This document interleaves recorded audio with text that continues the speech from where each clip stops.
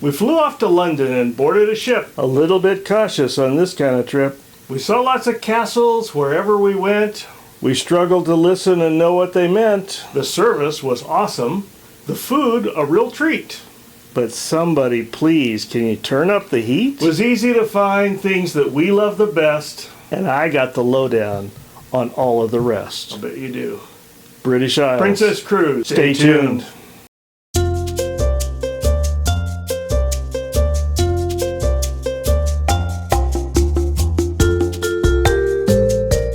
Welcome back to My Travel Window, where we help you travel as far as you can while you can. Our goal today is to help you decide if a cruise around the British Isles is a good trip for you. The UK has several ports, but the majority of ships sail out of Southampton, which is the port associated with London. Both of our British cruises were out of Southampton on Princess ships. First, we did a 12-day circular trip around Britain, which stops in Guernsey, in Ireland, in Northern Ireland, Scotland, and France, before returning to Southampton. It's an awesome itinerary, as you shall see.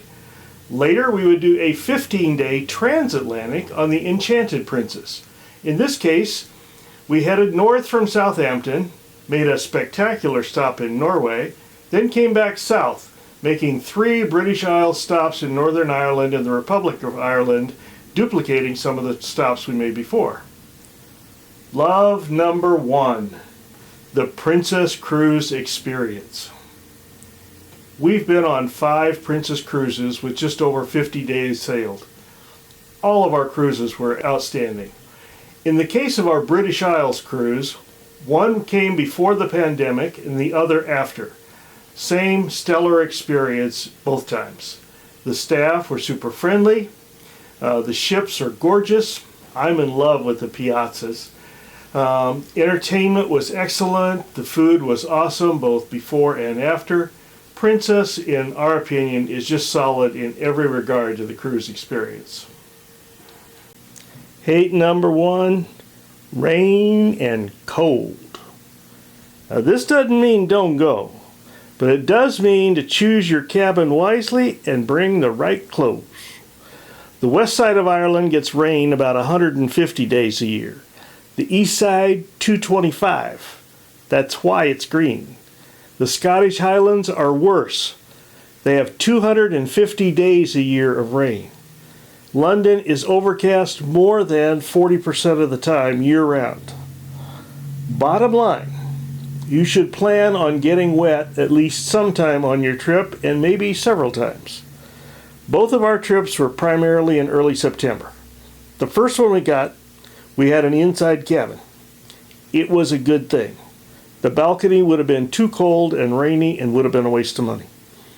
We took a balcony on the second one for more light because we were going to be on all those transatlantic sea days. And we're glad we did, and it turned out the weather in the British Isles was a little bit better than the time before.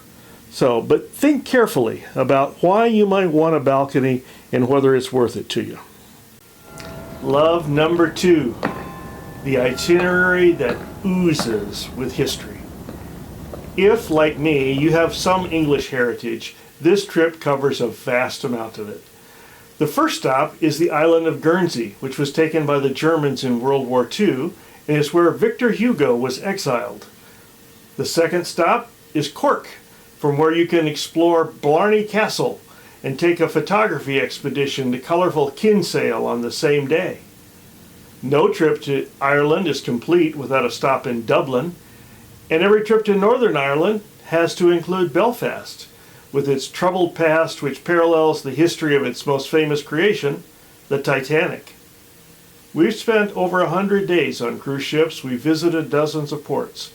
The Titanic experience in Belfast is the best museum exhibit we have ever seen. Then you come to Scotland.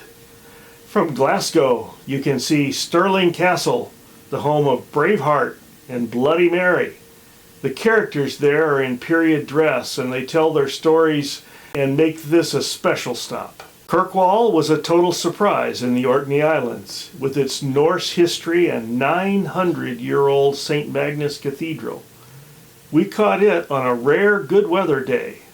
One of my 2 favorite stops was Invergordon, from which you can see Loch Ness and Dunrobin Castle, a spectacular estate still inhabited by the family of the Duke of Sutherland. It includes a falconry exhibition that still amazes me and would be the first thing I would sign up for if I did this tour again.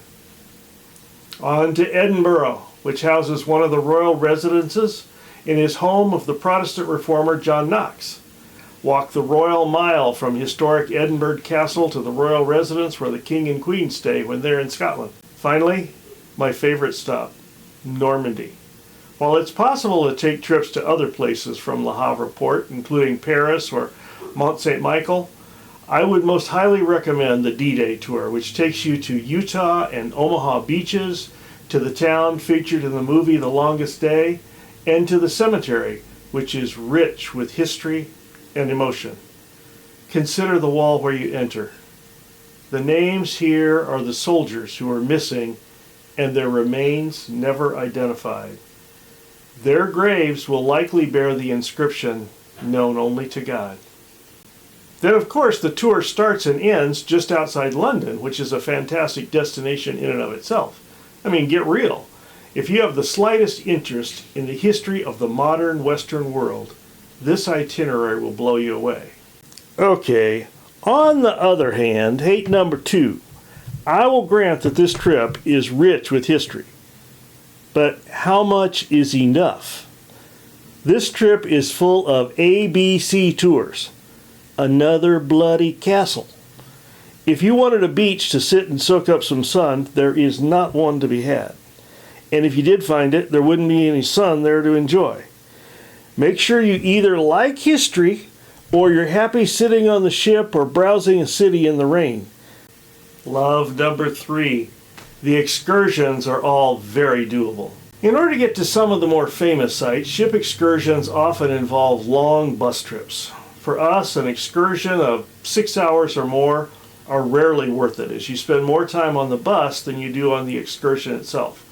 On this trip, every excursion that I named for you before, except Normandy, was 4.5 hours or less, which makes them very reasonable. So, you get great attractions, and for the most part, without great effort. On the other hand, you may not always want to do excursions. This trip is more excursion friendly than it is explore on your own friendly.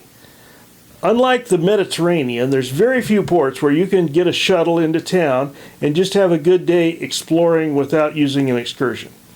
Kirkwall's good for that. Edinburgh is okay for that. St. Peter Port, that's a good bet, but if the weather's decent. Cork, if you want to stroll along the river. Take a hop-on, hop-off bus if you go to Dublin, especially if you can get one with a live narrator, because he's funnier than all get out. But you're not going to find any walkable ancient city centers here like you might find in Italy or Greece. And at least 2 of the stops are tender ports, which complicate the logistics. So plan on at least several excursions while you're on the trip. Love number 4, the friendly people. My wife and I have been in about 24 countries. Overall, we found the Italians to be the most openly friendly, but we found folks from the UK to be the most helpful of any country we visited. Irishmen, Scotsmen, Englishmen collectively have gone out of their way to help us more times than any other group. Here's a picture of my wife with Peter, a Scotsman who struck up a conversation as we were seeking directions to a coffee shop. The conversation with him was delightful. We even understood most of it. Of all the cruises we've taken outside the USA, this is the one that had the least language difficulties. Even in France, which was everyone was able to converse in English and without an attitude. It was great. Yeah, I'll agree they're friendly. But hate number 4, you can't always understand what they're saying. I'm not sure if everyone in Scotland could be said to be speaking English. That brogue ought to be called something other than English. And some parts of Northern Ireland are equally difficult. Sometimes you just nod your head, smile, and call it good. But you got to be careful doing that too when you're ordering food. You might wind up with haggis unawares. I had haggis. Wasn't bad. Love number 5, Normandy. I have very little connection with World War II and almost no connection with D-Day. I have 2 much older uncles who served in the war, and neither of them were on the beaches here. So I came to the battle site expecting it to be interesting, but not personal. But I was drawn into the unfolding drama and came away convinced that every American and Canadian should come here at least once. It's an incredible story that everyone should spend at least one day learning. If you come on this cruise, don't miss it. Yep, Normandy was cool. Now, on the other hand, the White Cliffs of Dover. All our lives we had heard about the White Cliffs of Dover, and one of the attractions of this cruise was the chance to see them as we sailed by. In fact, the captain had us all prepared, letting us know when we would pass by this marvelous sight. And the hour came, it was, we had to rush out from dinner, camera in hand. It was a great disappointment. First of all, you're a long ways away. The second is the dreary North Atlantic weather. It's hard to tell gray from white. And this is what we saw with a telephoto lens. So don't base your decision based on the fact that this is your one chance to see the cliffs of Dover, and come with a good telephoto if you want to get a good shot. Hopefully you found this video helpful if you're considering a British Isles cruise, and especially on Princess. The ship, the service, and the food, the entertainment will be fantastic. The history will be rich and satisfying.